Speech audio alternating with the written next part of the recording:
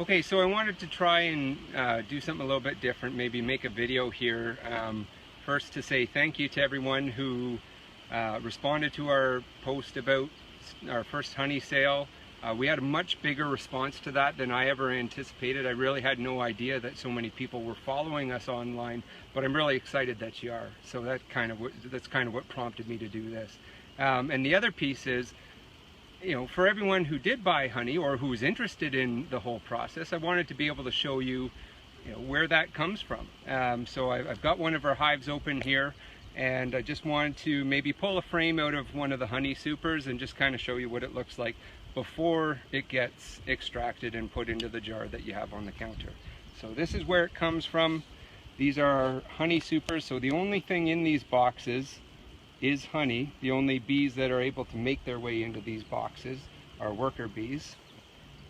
So we're able to pull these frames once they're ready and know that that's all that there's in there. We can just do straight honey extracting. So I guess one thing to mention is the reason I'm using the hive tool here, and you can probably see it in the video, is that there's bee propolis gluing all pieces of the hive together. They're actually really, really good at sealing their environment from environmental factors like drafts in the winter time, or moisture coming in if it's raining, or ants trying to make their way through a little crack. They seal every crack up with this glue that's called propolis. So when you're coming in to work a hive, that's why you need a hive tool, is to sort of pull apart those joints that they've made and be able to slide your frames around. So I'll just grab this one here, nice and easy. And one of the things you want to be careful of when you're pulling frames, or anytime you're working around a hive, first and foremost is that you're being careful with your bees. You don't want to squish them. So here we go. There's a nice frame of finished honey. Now when they're done with the honey, they'll seal it up with a wax cap. So the fact that this whole frame is pretty much capped, it looks like they got a couple cells down there in the corner that they're still working on, but apart from that, this whole frame is ready to go. And if you flip it around, look at the other side, it's the same thing there. So what we do from here is, once this whole box is ready, we'll take it inside, we'll use our skateboards, get the bees out of it, and once it's empty, we can take these frames in, we remove those wax caps, and we spin all the honey out that's inside. And if you, again being careful here, but if you kind of just use the hive tool, there it is there. That's the honey.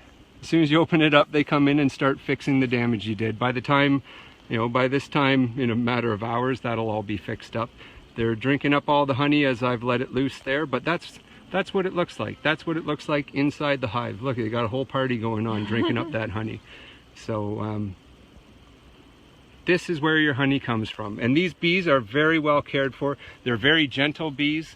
I can work them without much fear of being stung. Unless I do something that hurts them, they're not going to come after me.